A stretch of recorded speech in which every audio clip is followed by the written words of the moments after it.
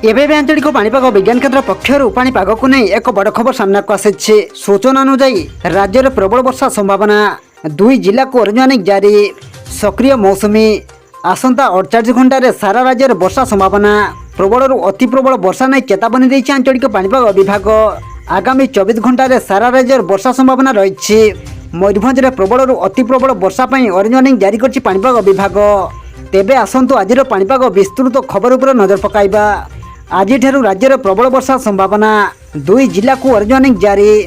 तेबे कें जिले में प्रबल वर्षा संभावना रही एवं कें 2 जिला को ऑरेंज वार्निंग जारी करछि आम भुवनेश्वर स्थित आंचलिक पाणीपाग विभाग।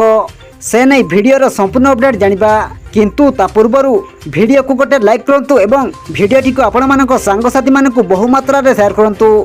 जदि आम चैनल रे आपण प्रथम थर वीडियो देखुछंती ताहले एबे ही चैनल को सब्सक्राइब करी पाखरे थिबा बेल आइकन को प्रेस करी ऑल नोटिफिकेशन को ऑन कर रखंतु, जहा द्वारा आगो को एमिति पाणीपाग संबंधी लेटेस्ट अपडेट आपण माने सर्वप्रथम आम चैनल माध्यम रे पाई परिबे। पाणीपाग विभाग पक्षरु प्रकाशित रिपोर्ट अनुसार आज मालकानगिरी, कोरापुट, गंजाम, गजपति, रायगड़ा, कलाहांडी, कंधमाल, सुंदरगढ़, केन्दुझर और संबलपुर यही 10टी जिले में प्रबल वर्षा नहीं येलो वार्निंग जारी करछि पाणीपाग विभाग।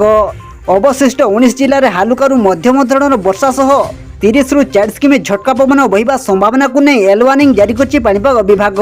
गुरुवार अर्थात आज बढ़िबो वर्षार परिमाण। गुरुवार अर्थात आज केन्दुझर और मयूरभंज जिले में प्रबल अति प्रबल वर्षा नहीं ऑरेंज वार्निंग जारी करछि पाणीपाग विभाग। कंधमाल, कलाहांडी, नवरंगपुर, नुआपड़ा, भद्रक, बालेश्वर, जाजपुर, ढेंकानाल, अनुगुड़, देवगढ़ और सुंदरगढ़ यही 16 जिले में प्रबल वर्षा नहीं येलो वार्निंग जारी करछि पाणीपाग विभाग। सेहीपरि अवशिष्ट 12 जिले में बिजुड़ी घड़घड़ी सह 30 ରୁ 40 किमी झटका पवन बहिबार संभावना को नहीं येलो वार्निंग जारी करछि पाणीपाग विभाग।